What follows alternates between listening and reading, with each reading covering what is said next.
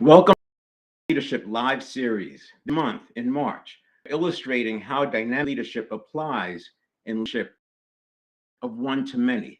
In January, we talked about the individual. In February, we talked about one leadership for that front leader working with teams.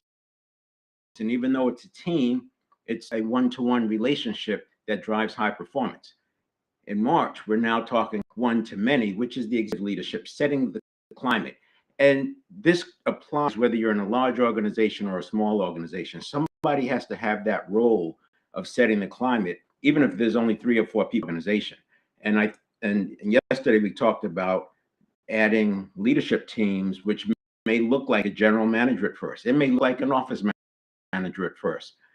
But somebody in that organization is going to take on this role, this executive role, to keep the organization's productive and aligned with the vision. As organizations grow, leadership stops being primarily decisions and starts being about conditions. Early in a company's life, results are driven by expertise and direct involvement, but as complexity increases, outcomes depend on what leaders personally do and more on how well the organization itself responds to uncertainty, pressure, change, and of course, innovation, which should be those others. While you can't eliminate the others, you can certainly innovate and have a culture of innovation. When you have that culture of innovation, crises seem like just normal course of operations because you're already used to filling gaps. You're already used to closing gaps, using problem-solving skills, using project leadership. Most leadership models focus on strategy, communication, or execution. Those matter, but they occur after something more fundamental has already taken place. Before action happens, people in situations, regulate actions, and decide how to respond about in the individual side as well as the manager side, that frontline side, because we have to be able to regulate ourselves. And as leaders, we have to be in an environment that enables us to regulate. We can't make them regulate, but we can create an environment that prevents them from being triggered unnecessarily and also helps them stay coherent. Now, often this happens in fractions of a second at the individual level. This is why there's so much leverage for leaders by moving upstream. At the individual level, performance improves when a person learns to stabilize themselves before action take on a stabilization view of rapid recovery. Rapid recovery is happening so fast that it looks like the same principle applies at scale. Today, I want to introduce an organizational view of the 7-step reset, not as a personal development model, leadership architecture. Executives are not simply responsible for results. They are responsible for creating the conditions they're in action to emerge in the organization. When capability is clear, when environments support presence rather than reactivity, leaders can hold productive tension enough for better decisions to form, organizations become adaptive instead of fragile. It stops depending on and begins compounding through alignment. One thing that's consistent with dynamic leadership is removing towards a prevention. And as I've talked many times, prevention in the context of this work isn't necessarily prevention because you're not preventing a thing from happening. You're catching it so early, you're able to adjust the trajectory so that it's aligned with your vision, purpose, intent, or goals, objectives, etc. And that's the same way the word dynamic is used with dynamic traction control, dynamic anti-lock braking systems, dynamic suspension. In dynamic suspension, it may feel like the suspension is predicting the road surface, but it's not. It's just interacting so early that it sets the damping based on how fast the wheels are moving up and down from the rough road surface. It's happening at the millisecond level, so passengers they don't notice that. They just notice a smooth ride. Whether it's a bumpy road, smooth road, aggressive driving on a bump road. It maintains that traction. And that's similar to how dynamic leadership works. We're moving so early into the system that we're able to make adjustments to the trajectory before that shift is actually visible, because we're doing it at the nervous system level, not the conscious mind level. So it's not perfect control. The objective is organizational coherence, the ability to remain aligned, adaptive, and effective even when stances are uncertain. What we'll explore today is how the same principles that size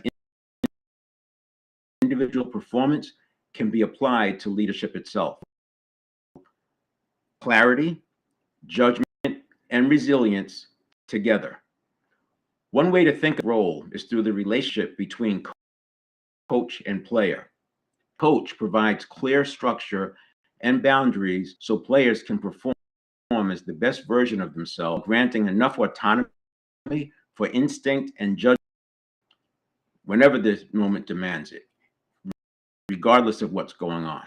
Aligned with that view, as I go through this today, there are three things I would like you to keep in mind. First, organizations are likely to react before they decide. Similar to individuals, performance often begin in interpretation, not execution. Second, leadership regulation, not control. Executives shape how the system responds under pressure, and that is highly dependent on how well they self-regulate. If the leader has trouble self-regulating, then their solutions will not be aligned with moving toward. Third, coherence beats intensity. Aligned organizations outperform reactive ones, even with imperfect plans. So that's the backdrop for with one to many. There's a theme from the individual to the frontline leader to the executive leader, and that's because much of this is fractal. The same way that whether it's Dale Carnegie's book from the 1930s, 7 Habits of Highly Effective People, from the Maslow's hierarchy of needs, whatever it is we're talking about, this consistency, because we're still talking, it's all coming back to human needs. And while people may think that, well, that book was written 50 years ago, I don't need it, we'll consider this.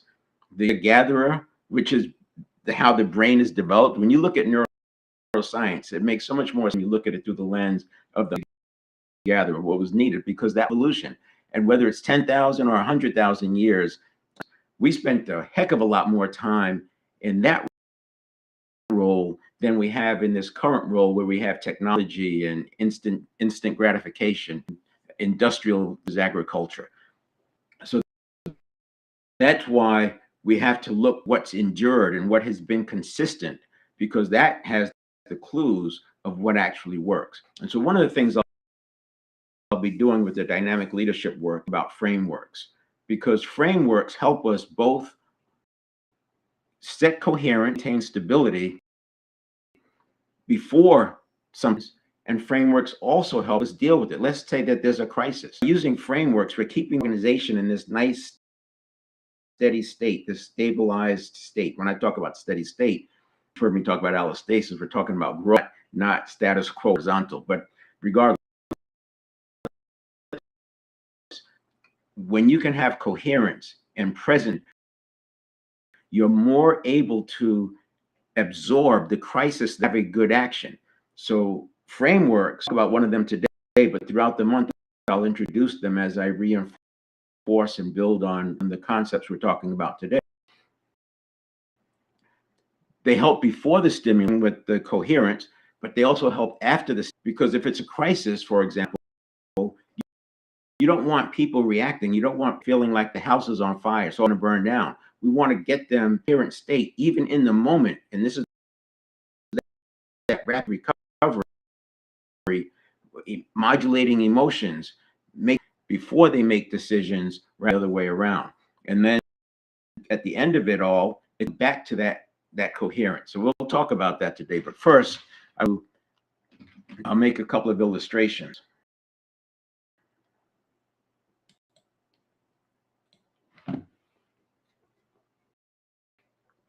In the 7 step, we have 1 is your knowledge,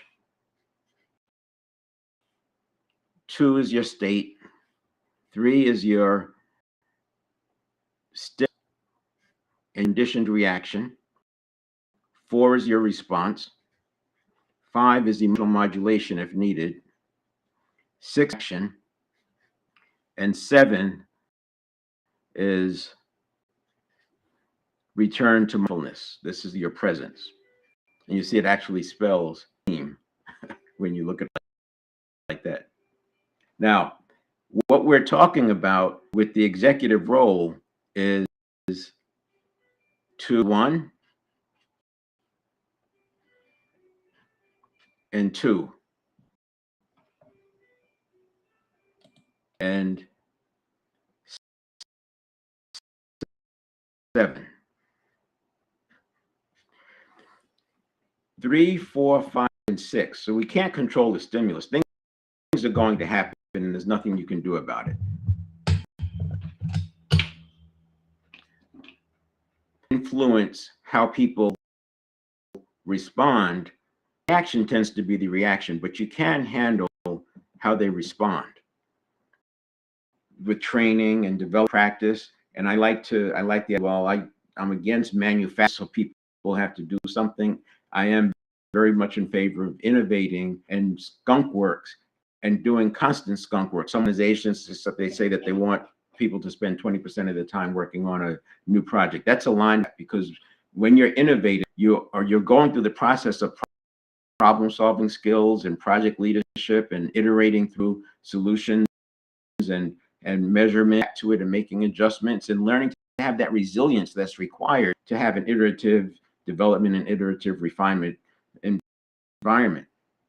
Of course, emotional modulation, that gets better with time and the actions become better. And we have the models that I'll be talking about help here, and it helps stabilize here, as I've mentioned.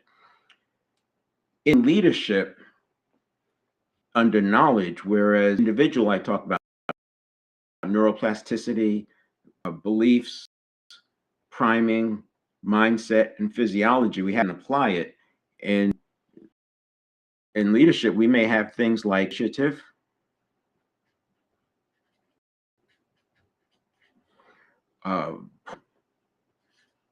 and what I mean here is sometimes when people are promoted, let's say a person comes up through yes, people are rewarded. They may learn to not have a point of view. They may learn, just like an A student in school, where they regurgitate what the professor gave them. They may learn that they have to do is say what the boss wants, and they have shut down their ability to have a point of view. I run into people as in mentoring who just could not express a point of view. I had to create such a safe environment for them to have a point of view. And so I did from straight mentoring to making sure that people found their voice, because but if they didn't have a voice, these folks wouldn't speak up. So those are some examples of what happens during the leadership piece. And then in step 2, what state are they in? This is where we want leadership standpoint. We're making sure that people are present and coherent.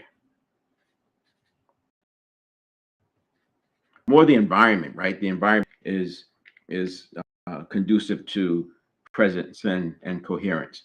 And then 7, it's returning back to that coherence. And this is all necessary for high performance.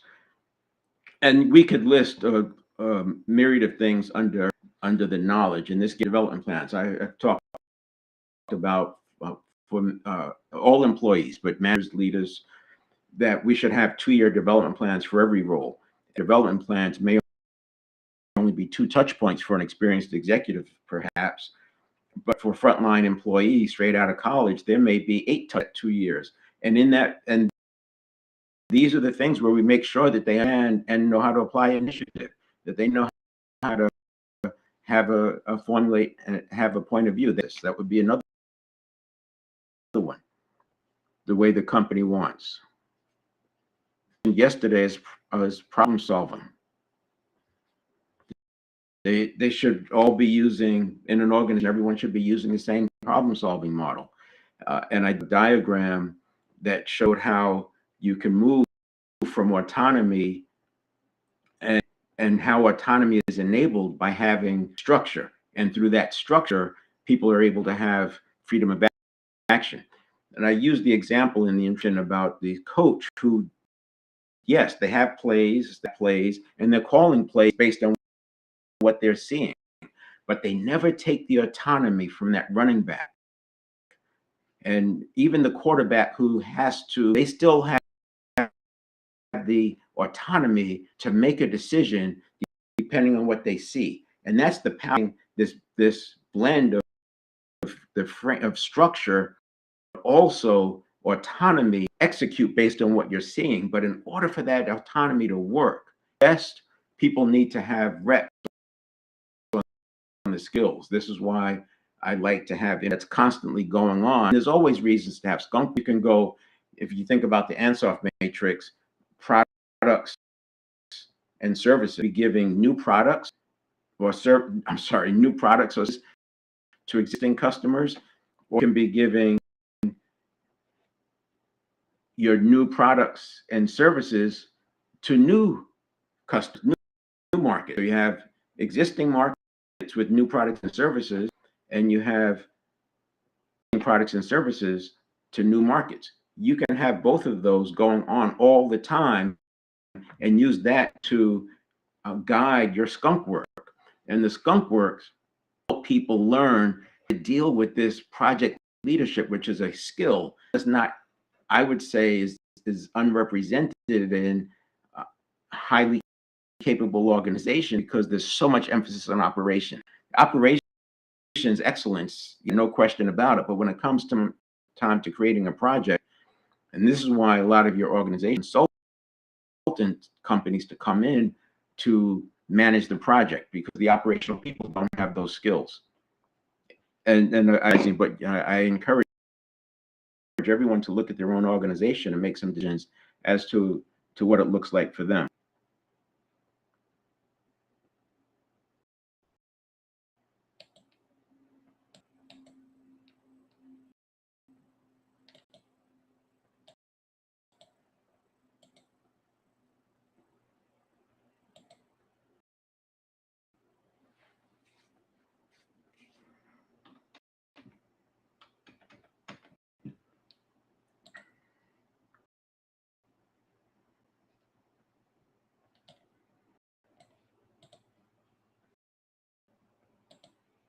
Right now, I've spoken a few times about the alignment of dynamic leadership and emotional intelligence. I make the point that this is not competing with emotional intelligence. It's taking this in good work that came out around emotion moving upstream to where we can things at the subconscious level, because there is an awareness of it internally. It may be physiological, that awareness, but that's when we can actually add it. And this is how we smooth out the rapid recovery and make it look like stability. And so these 4 pillars still apply, and they are embedded in dynamic leadership. And so what I learned in emotional intelligence still applies. Just think about regulation. Regulation is talked about a lot in emotions. I'm looking at regulation in 3: prevention or near prevention. 1 is modulation, so while it's happening, and then 1 is after. I would argue that much of emotional intelligence is geared to after it happens, because the premise during the time, and rightly so, because we didn't have the brain scanning tools to know what was going on, and the subconscious thought of as a mind, most of the corrective action, or most of the regulation, is actually corrective action, emotional intelligence. Again, not throwing stones over there. Point is, if you think of things like telling tension as an individual, or someone speaking and you want to react, or let's say you're the leader, and you say something and somebody reacts with something, or you can see the face changes. This is well before conscious awareness, or earlier conscious awareness, and that's the opportunity when the leader can say something like, I want to pause here and see what's coming up for people. So how does this help to? And if you don't get anything, you may throw something out. For example, I've heard that, and now people can talk. So that signal didn't tell you that something was going on. It could have been that them of something that happened 5 years ago in their family, and they're not even going to bring it up. But you want to make sure you open for them to bring it up if what you said reminds them of something that led to them losing their job in the past, right? You don't know that, but by asking, you can smoke some of it out. In the same way, we feel our own telling tension. So when that first comes up, this is when we want to regulate quickly, because one of the things, the leader that you're recognizing, is that what's coming up could be something that's totally unrelated, and probably is, and it's worth them talking about it to process it so you can, because the longer it festers and sits there, then it becomes a conscious thought. And once it becomes a conscious thought, it's then a knitting, and then it becomes identity. By catching it in the seconds, minutes, and hours, you're able to redirect the trajectory by clarifying. That's the role of the leader. As an individual, when you feel it coming up, it's a good time to take a breath and recenter. Take that deep breath. I've talked about anchors. I've talked about changing your attention, maybe looking somewhere else. And because you're reminded of that's an association from the past. It doesn't have a place here. We can revisit it later, but this is not that.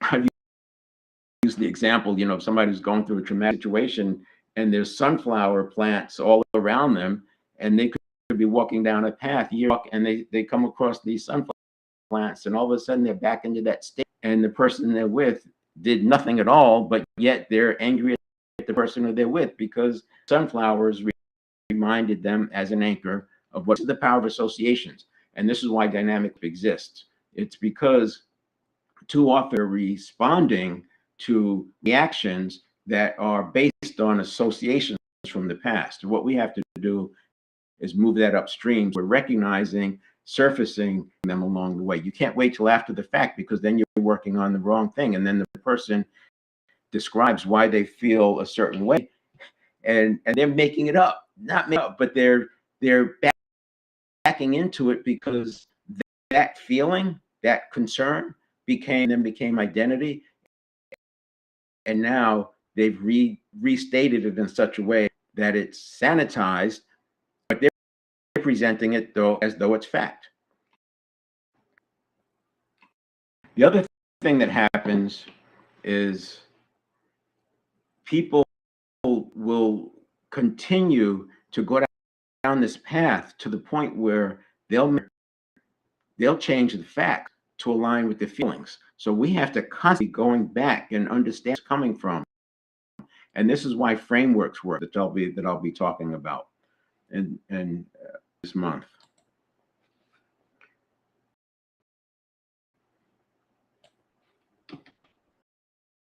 And then we have the self-determination theory. And we all want intrinsic motivation.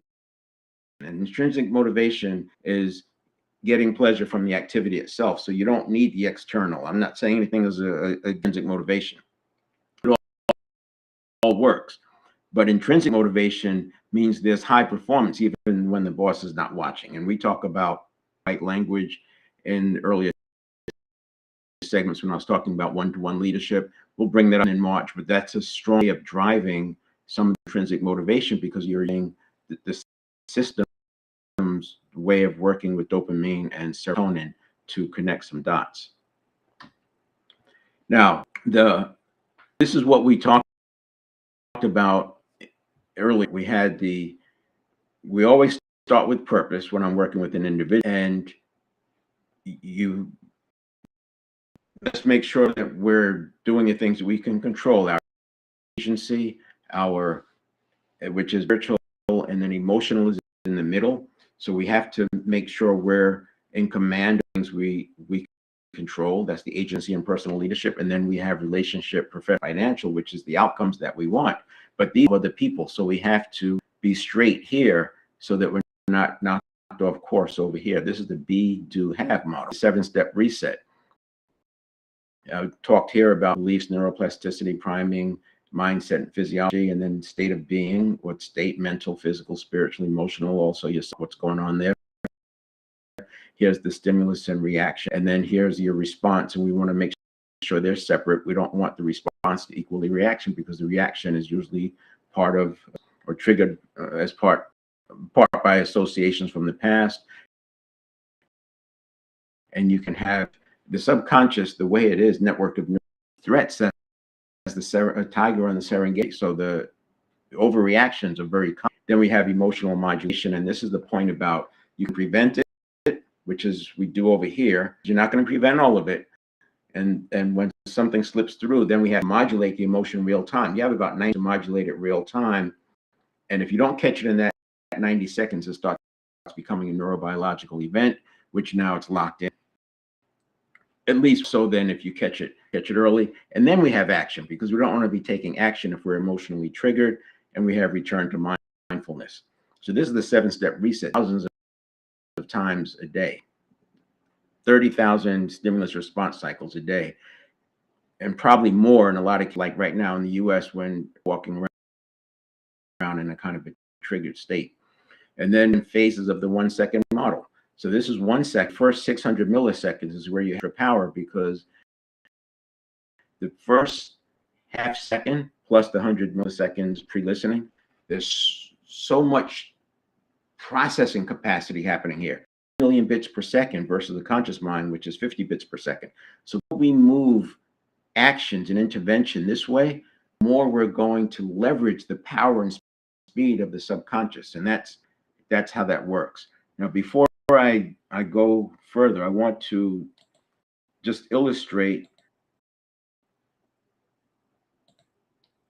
what I was talking about.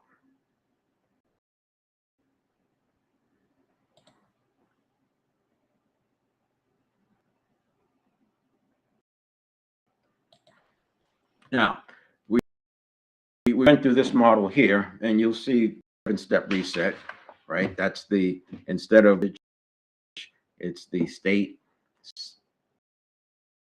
stimulus response, and then stimulus reaction, stimulus conditioned reaction, then reaction, modulation, action, and return to mindfulness. I said that it spells SCREAM as a way to remember that from the 3 to 7. And a model or frame example that we'll be using as we go through this is RACI. And that when I talk about development plans, it may be, well, what development plans? What do they need? Well, think about it. A set amount of terminology. It doesn't mean this terminology and that terminology. It doesn't mean that this approach to leadership. It just means that this is the approach that we decided. Other leaders operating a family metaphor, somebody else is in a political metaphor, else is in a command metaphor, someone else is in a democratic metaphor, then you have groups, all this kind of stuff coming up.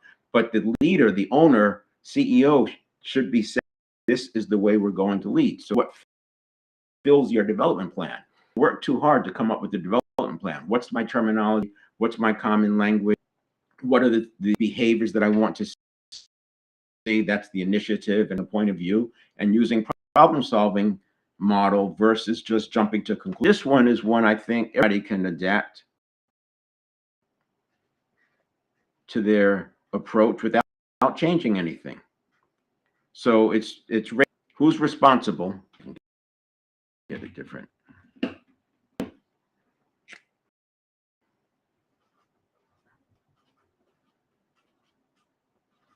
And this is a good distinction, because you also have who's accountable.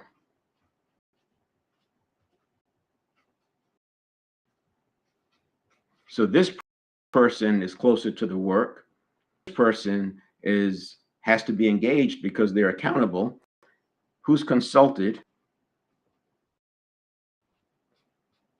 And then who's informed?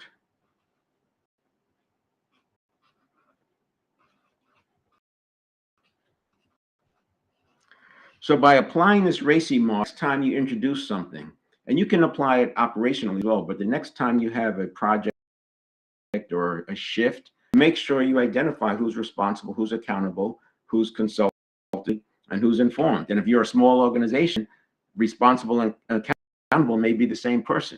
Consulted and informed may be the same person, but you get the idea. You can apply this anywhere. And what this does is this towards autonomy, and it starts surfacing competence, and it allows relatedness because there's a natural conversation flow that happens in both directions. And that's one example of a framework.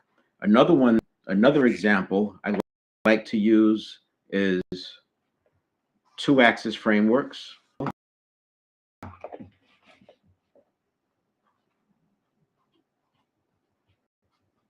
and profit.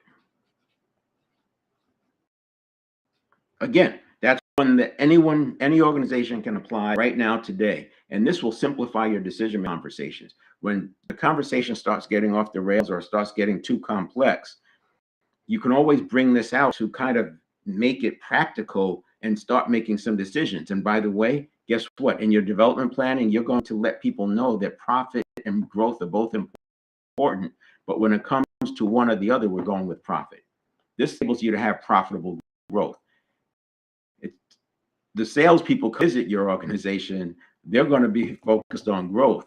You want to have gates in place so that you make sure you add the profit in there too. We don't want to just keep increasing growth, because while it may seem when there's a crisis, a major threat like the pandemic, that people focusing on growth, there's not enough profit for that cycle to end. Same thing happened in 2008 when some of the good to great companies who were doing very, very well, but they didn't have fat enough balance. The what was going on with that crisis. So that now pulls in back to where we were.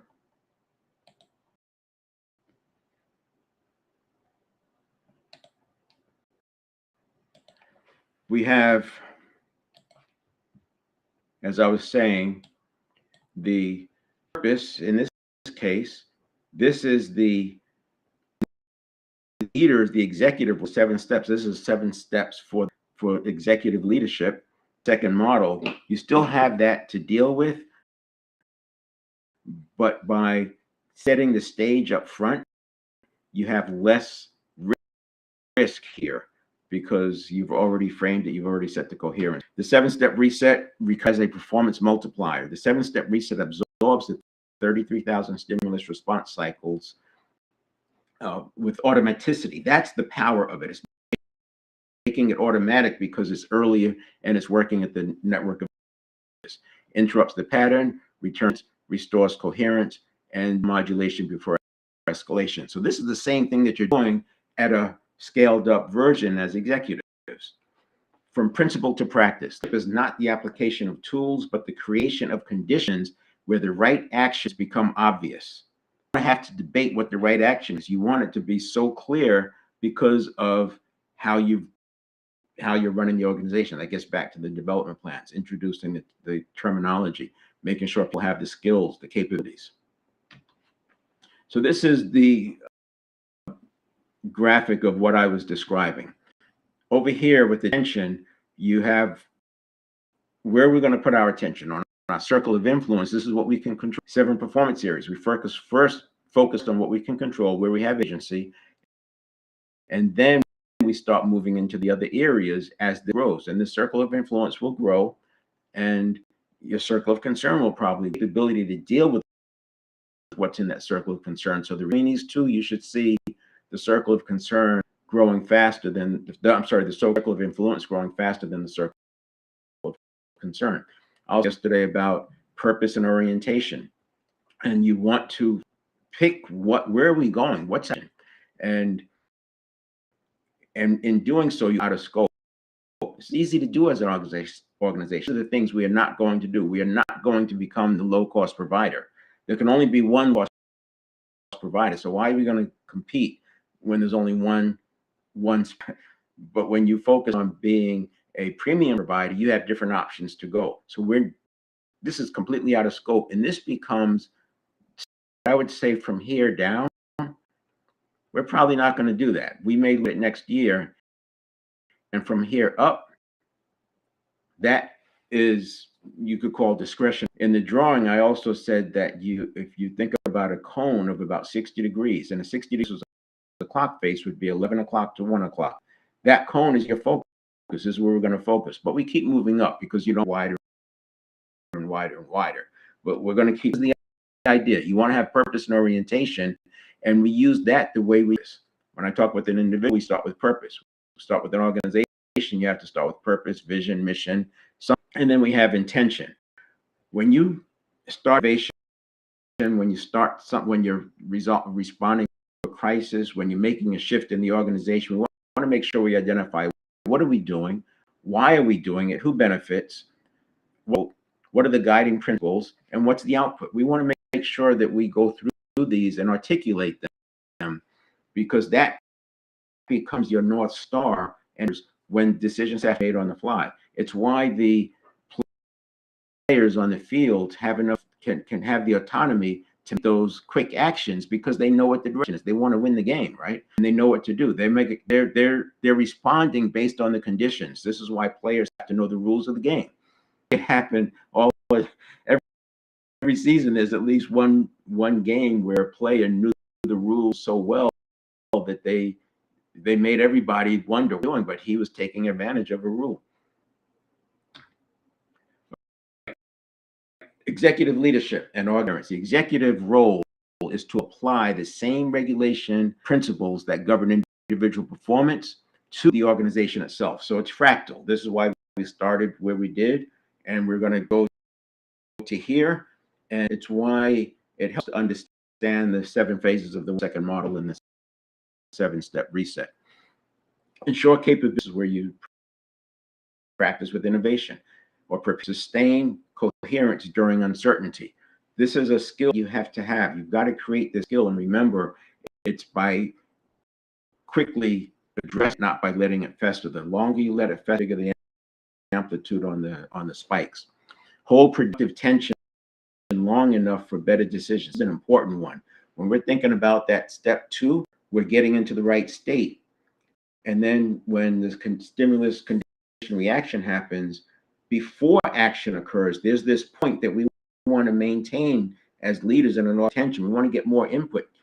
It's so easy for the loudest, most persuasive person to come out and say, we need to do this to fix it, and everybody jumps on, and then you have groupthink. But that leader has to hold attention until they gather more information. I used to describe it as circling, but when you look at it as holding that, it puts a picture on it as to what that leader needs to bring to the table. Crisis or issue or can have to be resolved in a moment. Some of them you can have weeks to resolve it. So why? Just like Einstein said, if you have an hour to solve a problem, you spend 55 minutes talking about the problem and defining it, and only 5 minutes solving it. So productive tension, long enough for better decisions. Restore alignment so that learning compounds. Leadership effectiveness is determined less by decision and more by conditions created. So it's not just the decision, it's what's the condition creating to make that decision most likely to be the right one.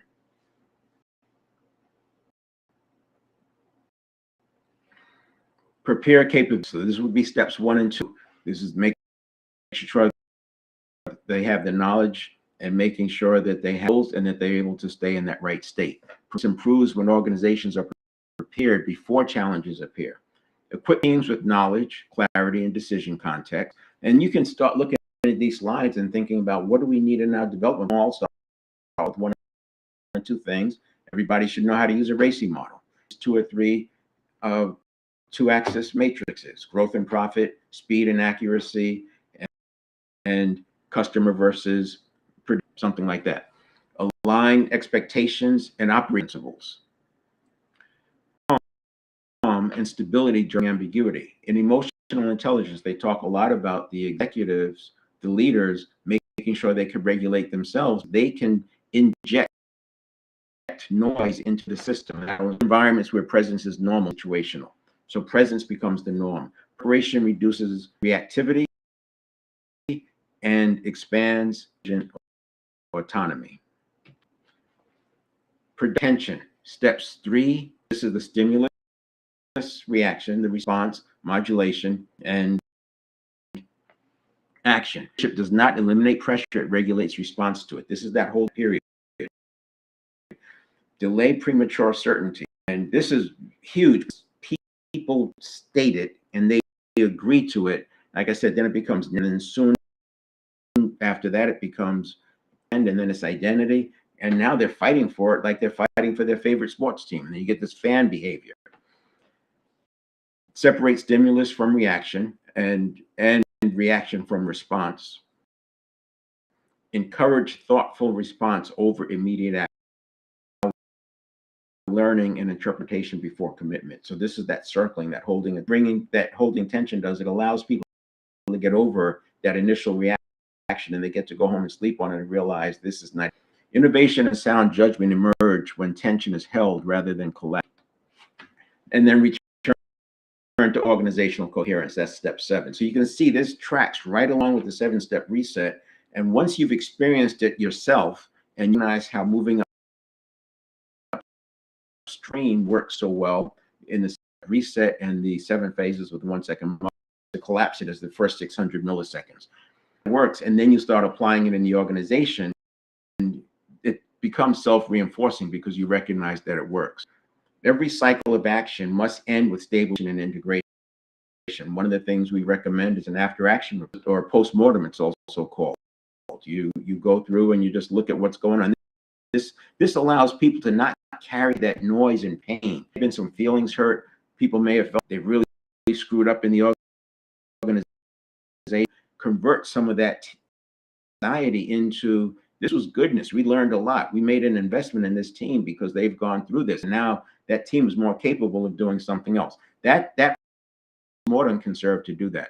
And integrate learning, restore clarity of direction, reinforce shared understanding, and reset emotional and operational alignment. So again, using these slides, you can start thinking about the development plans for your organization. What do you want people to have? What are the skills that they need to have? Leaders should be able to take a postmortem and not only see what they learned from it, but use it to strengthen the organization aligned with that purpose and intention. So recovery transforms experience into capability, prevents accumulated friction. And then the leadership scale. So executives do not manage activity, they regulate the conditions that produce performance. And this is motherhood, we know this, but what I'm doing is putting it in the context of dynamic leadership, which is all about moving upstream. At the lower levels, we're moving upstream from the stimulus response, we're moving to influence the trajectory of the reaction before the response happens. But when you get into executive, yes, we begin by moving upstream using time, shift, and you start moving upstream based on meaning, per vision, right? So that upstream towards meaning is even further along. Now we've narrowed with that customer what's in scope, what's out of scope, guiding principles. We've narrowed what possible responses are. And by doing so, you're eliminating potential noise, potential threats, potential risks. Good to great, simple, methodical, and consistent. The right people on the bus. 5 leadership. The hedgehog concept is all aligned with this this content. When coherence becomes systemic, performance stops depending on individuals and begins compounding the organization. And that's the one-to-many. We want to move that upstream, both in time, but also development, the right development, managing coherent organization and that kind of environment, and people having the skills and the autonomy to take action on those emerging situations that they're on the front line. And that's what we can do in the organization. That's why I say 2-year development plans. You keep cycling this through, and if a person stays in the same position after 2 years, they can have another 2 years development plan. But the 2-year development also aligns with how frequently people get promoted, just give or take a few months. Not always, but I'm just saying position changes tend to happen after 2 years. Enough checkpoints have gone through review cycles and the organization has moved along, and if you're growing, more positions. And then there's the reset, just as a recap, that's for the individual. I'll put one in here, will apply to the leader. And all of this supports moving above the line. When individual teams move from their comfort zone to above the line, there's a barrier in place. And that barrier has to do with, it's the inertia. It's all the things that have kept them below the line. It's things that they heard as a kid. It's getting bullied. It's losing. It's maybe such good experiences that they're not willing to. So this barrier exists for individuals. It exists for small teams. It exists for organizations, and we have to understand across this barrier. There's a lot of cognitive dissonance, and this is why we need the 7-step reset. Because the way you get past that cognitive dissonance is by having framework to put it in its right place, and it's not tapping into associations from the past. And that's depicted here. We're always going to run into this, and then once you're here, so this is like the good to great companies. They had an inflection point, and then for at least 15 years, they were outperforming. And a few companies made the good to great. 2008 crisis, some fell off, and then they kept the ones that did. So now you have, how do you go from good to great? And then how do you stay and be great by choice? And that's where we have a way of applying this. So we use principles instead of conditioning to guide our direction. And that's just more of the similar slide, but we got the volatility, uncertainty, ambiguity, and with opportunities and threats. So we don't want to be chasing shiny things. We're focused on our vision. So I got day, each week, I should say. Thursday workshop, and then Wednesdays is the Ask Me Anything. Monday, Tuesday, Friday, I'm live on different channels. Fridays will typically LinkedIn. The other days on Facebook, and that is the.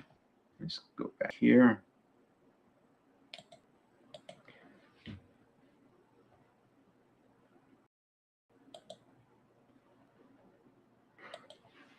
And the reason I'm doing this is because dynamic leadership, I want to make it actionable, and I want to make it, and by showing how it's fractal, how it applies at the individual level, how it applies at the middle level, and how it applies at the executive level, and that the thing that's consistent upstream, whether upstream time, upstream meaning, and both, and by moving upstream, we're able to go from high effort, low impact to high impact. Because the further you move, the less deviation you have to correct.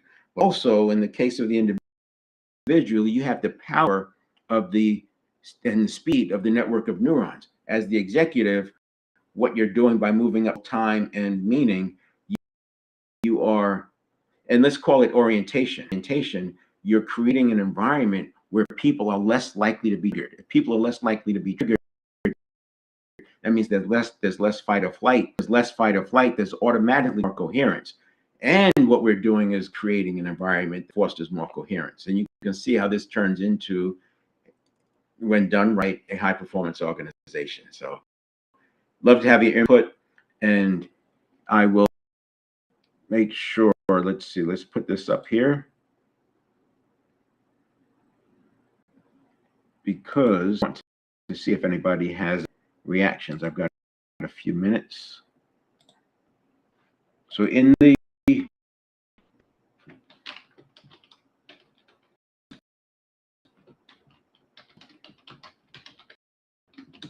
I am putting the link. You can click that link and feel free to come on and ask me any questions you may have or comments. So you could also put that on the chat. I'll just look for a minute.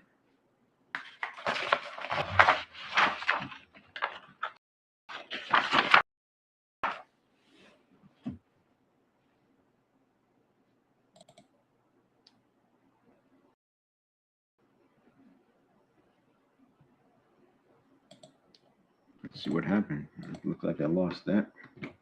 So this is how you join the conversation. Also in the chat, so you can just click it. You don't have to worry about typing. And meanwhile, what I'll do is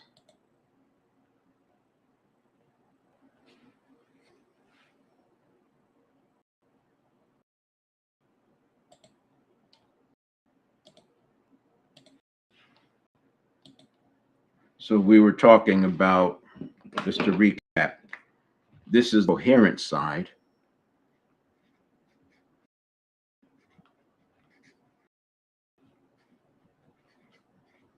And this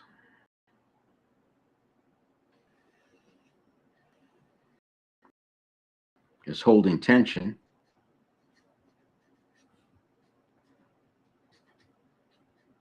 This is return.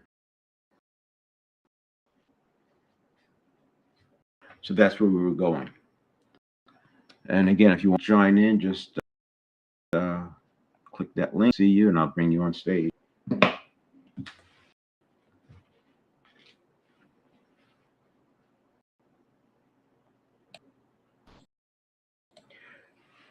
All right, so in March, I'll be doing with this theme, I'll introduce more frameworks, and we'll reinforce this message along the way, giving different lenses, different ways to look at it.